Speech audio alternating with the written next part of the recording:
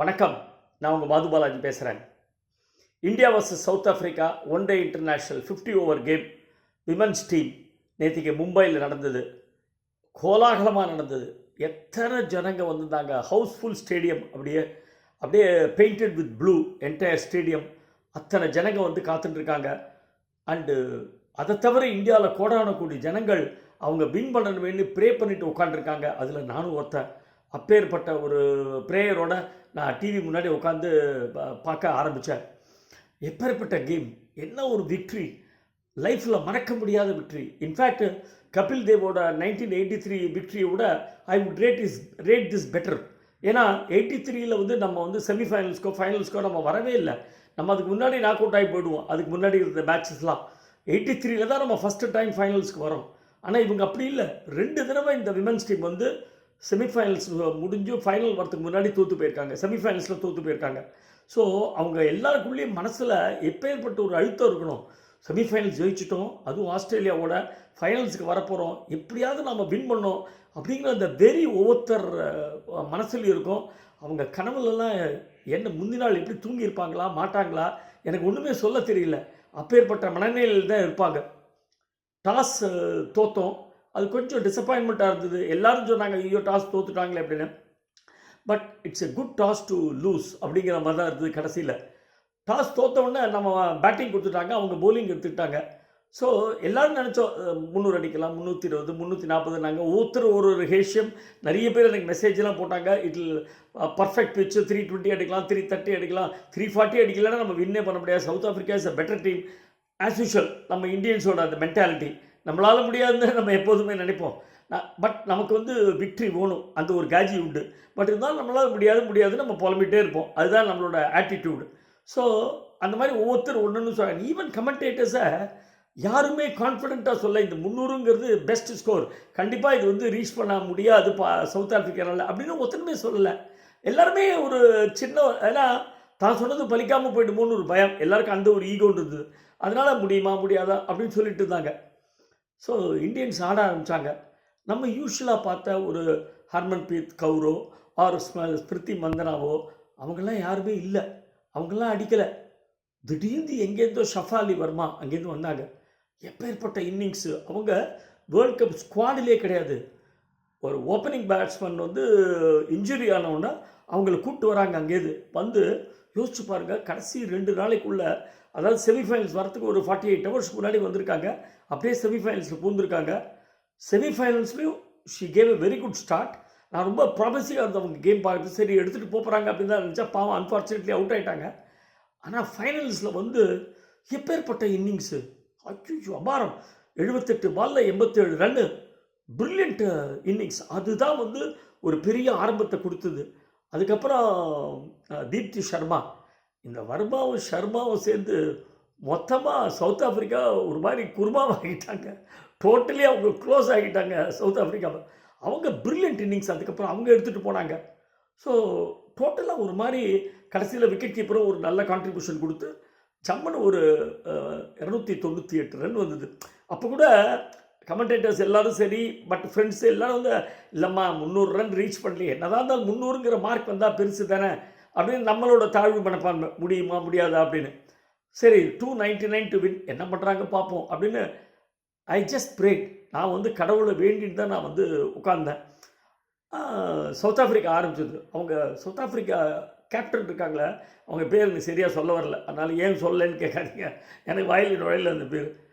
என்ன ஒரு மனோநிலை அந்த அம்மாவுக்கு. அவர்கிட்ட எங்கள் அப்பா அப்படியே காம் அண்ட் கம்போஸ்டு. அவங்க வந்து அவங்க கண்ணை பார்த்தாலே பயமாக இருக்குது. இந்த பொண்ணு அடிச்சிடுமோ, அடித்து வின் பண்ணிவிடுமோ, அம்மா வேண்டாம்மா அப்படிங்கிறப்போ 4 தடவை நான் அவங்களோட பேசினேன் டிவியில். ஐயோ வேண்டாம், தயவு பண்ணி அடிச்சிடாதீங்க அப்படின்னு. அந்த அளவுக்கு ஒரு பவர்ஃபுல் ஐஸ் அந்த கேர்ளுக்கு. அவங்க ஓப்பனர் 2 பேர் நல்லா ஆனாங்க. ஓப்பனர் 2 பேரும். ஆனால் சொல்லணும், திடீர்னு எங்கேருந்தோ மேட்ச் போயிட்டே இருக்கும்போது அந்த ஷஃபாலி வர்மாவை கொண்டு வந்து அவங்கள விளையாட வச்சாங்க. ஹர்மன்பிரீத், அது வந்து பெரிய ரிஸ்க் தான் அவங்க எடுத்தது. யோசிச்சு பாருங்கள், இந்த ஷஃபாலியை ஒரு 25 ரன் 27 ரன் ஒரு ஓவரில் அடிச்சிருந்தாங்கன்னா மொத்த இண்டியன்ஸு க்ளோஸ் ஆகியிருப்பாங்க. கௌரா என்ன இப்படி காலி பண்ணிட்டு இந்தியாவை இந்த மாதிரி ஒரு தப்பான டெசிஷன் எடுத்திருக்கேன்னு. பட் கடவுள் அவங்க பார்க்க இருந்திருக்காரு. அவங்களுக்கு நல்ல ஒரு புத்தியை கொடுத்துருக்காரு. இதை எடு, டெஃபினட்டாக யூ வில் சக்சீட் அப்படிங்கிற மாதிரி. அவங்க ப்ரில்லியண்ட்டாக 2 விக்கெட் எடுத்தாங்க. இது எப்படின்னா, சச்சின் டெண்டுல்கர் இந்த மாதிரி சில சமயத்தில் சூப்பர் பேட்டிங் ஆடிட்டு அவர் போலிங்க்கு ஒரு 2 ஓவர் 3 ஓவர் போட்டு 1 விக்கெட்டோ 2 விக்கெட்டோ எடுத்து ஒரு ஜாய்ஃபுல்லாக இருக்கும். அங்கே பார்த்தீங்கன்னா சச்சின் அந்த விக்கெட் எடுக்கும்போது அவரும் என்ஜாய் பண்ணுவார், சுற்றிலும் இருக்கிற பிளேயர்ஸ் எல்லாரும் என்ஜாய் பண்ணுவாங்க. அது ஒரு மாதிரி ஒரு ஹெல்த்தியாக இருக்கும் பார்க்குறதுக்கு, அடேங்கப்பா அப்படின்ற மாதிரி. அது ஆக்சுவலாக எப்படி இருக்குன்னா, இந்த தில்லானா நம்மளில் ஜில்லு வீட்டுக்கு சண்முக சுந்தரம், அதாவது சிவாஜி போவார். ஜில்லு வந்து என்னோட மிருகத்தில் தான் இந்த சத்தம் வருதா, இல்லை எல்லா மிருகத்துலையும் இந்த சத்தம் வருதான்னு தெரில, இதை கொஞ்சம் வாசிச்சு காமிங்களேன்பா. இல்லை வேண்டாம் ஜில்லுன்பா, ப்ளீஸ் எனக்காக வாசிக்கலன்னு. அவர் ரொம்ப கேஷுவலாக உட்காந்து அதை வாசிப்பார். அந்த இடத்துல எப்படி இருக்குன்னா, ஒரு பெரிய ஜெயண்ட்டு, ஒரு பெரிய வித்வான் ரொம்ப கேஷுவலாக அவங்களுக்காக அதை வாசிப்பாங்க. அந்த இம்பேக்ட் தான் இருக்கும் சச்சின் டெண்டுல்கர் போலிங் போடும்போது.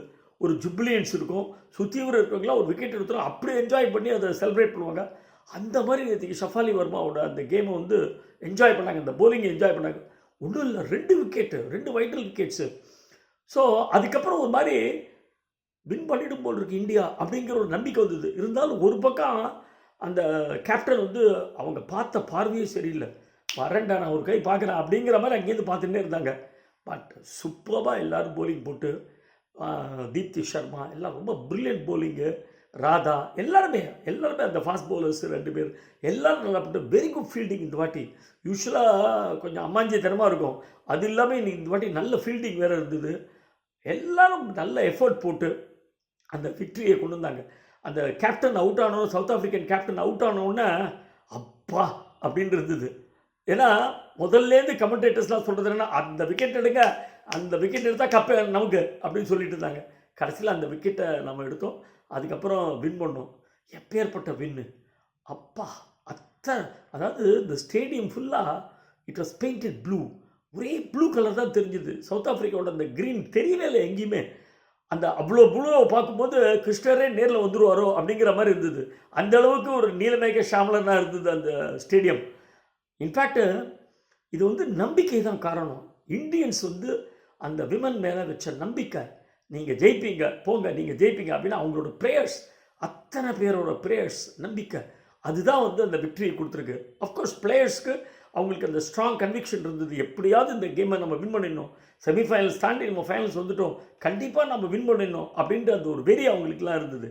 இன்ஃபேக்ட் ஒரு சவுத் ஆஃப்ரிக்கன் ஒருத்தர் வந்து அந்த ஜெர்சி போட்டுட்டு அவங்க ஒரு பதிவு ஒன்று போட்டிருக்காங்க. அது வந்து இதில் ஆட் பண்ணணுன்னு பார்த்தா முடியல, ஏன்னா அந்த ப்ராப்ளம்ஸ் வருது, அந்த வீடியோவில் அந்த ப்ராப்ளம்ஸ் வருது. அந்த அம்மா வந்து என்ன பியூட்டிஃபுல்லாக சொல்லியிருக்காங்க. கண்டிப்பாக அவங்க எல்லாருக்கும், அத்தனை கோடி இந்தியன்ஸுக்கும் கங்க்ராச்சுலேஷன்ஸ். காரணம் என்னென்னா, இந்த விக்டரியில் உங்கள் எல்லாருக்குமே பங்கு உண்டு. உங்களுக்கு கிரிக்கெட்டுங்கிறது பிரேக்ஃபாஸ்ட்டு, லஞ்சு, டின்னர் எல்லாமே உங்களுக்கு அதுதான். நீங்கள் எல்லோரும் நம்பினீங்க இந்த விமன்ஸ் டீம் வின் பண்ணும் அப்படின்னு எல்லோரும் நம்பினீங்க. அந்த ஸ்டேடியத்துலேயும் பாருங்கள் எத்தனை பெரிய சப்போர்ட்டு, அந்த ஹவுஸ்ஃபுல் ஸ்டேடியம். அது மட்டும் இல்லை, உங்களோட எக்ஸ் கிரிக்கெட்டர்ஸ் எல்லாரும் வந்திருக்காங்க. ரோஹித் சர்மா வந்திருக்காரு, சச்சின் டெண்டுல்கர் வந்திருக்காரு, விவிஎஸ் லக்ஷ்மண் வந்திருக்காரு, அத்தனை பேர், சுனில் கவாஸ்கர், அத்தனை பேர் வந்து அங்கே வந்து சப்போர்ட் பண்ணுறாங்க அந்த இந்தியன் விமன்ஸ் டீமை. சவுத் ஆஃப்ரிக்காலேருந்து யார் வந்தாங்க? எந்த பொலிட்டிஷியன் வந்தால், எந்த கிரிக்கெட்டர், எக்ஸ் கிரிக்கெட்டர் வந்தார்? ஒருத்தருமே வரல. There was no participation. அங்கேருந்து நீ ஜெயிச்சா ஜெயிக்காட்டி போ அப்படிங்கிற மாதிரி அவங்க அங்கேயே இருந்துட்டாங்க. யாருமே சப்போர்ட் பண்ணல அந்த டீமை, பாவம்.